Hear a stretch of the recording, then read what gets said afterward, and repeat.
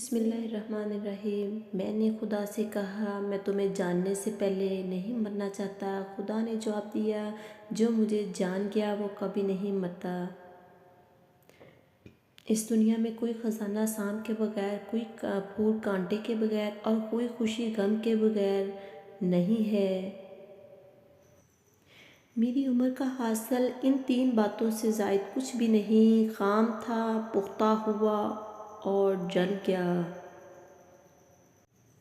عقل کو خواہش پر فضیلت حاصل ہے کیونکہ عقل زمانے کو تمہارے ہاتھ میں دے دیتی ہے جبکہ خواہش تمہیں زمانے کا غلام بنا دیتی ہے۔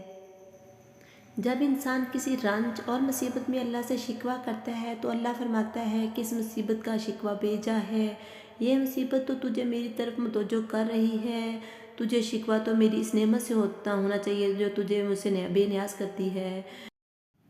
روپے خرچ کرنا سخی کے لیے مناسب ہے لیکن عاشق کی سخاوت اپنی جان سپرد کر دینا ہے۔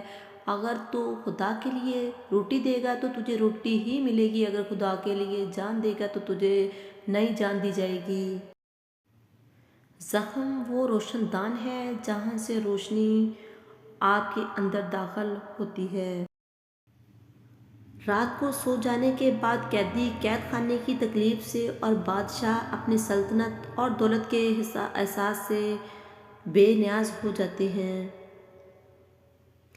1000 قابل انسان مر جانے سے اتنا نقصان نہیں ہوتا جتنا ایک احمق کے صاحب اختیار ہونے سے ہوتا ہے۔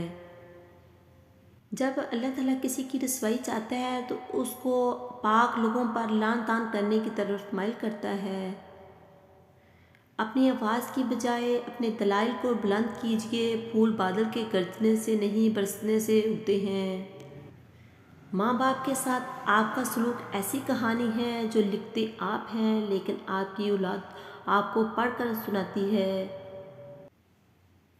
میں نے بہت سے انسان دیکھے ہیں جن کے پاس بدن پر لباس نہیں ہوتا اور بہت سے لباس دیکھے ہیں جن کے اندر انسان نہیں ہوتا۔ تھوڑی دیر کے لیے قبرستان جا اور خاموشی سے بیٹھ اور ان بولنے والوں کی خاموشی کو دیکھ۔ اللہ حافظ۔ اچھی بات شیئر کرنا صدقہ ہے۔ پلیز میری ویڈیو کو شیئر اینڈ لائک کریں۔ اللہ حافظ۔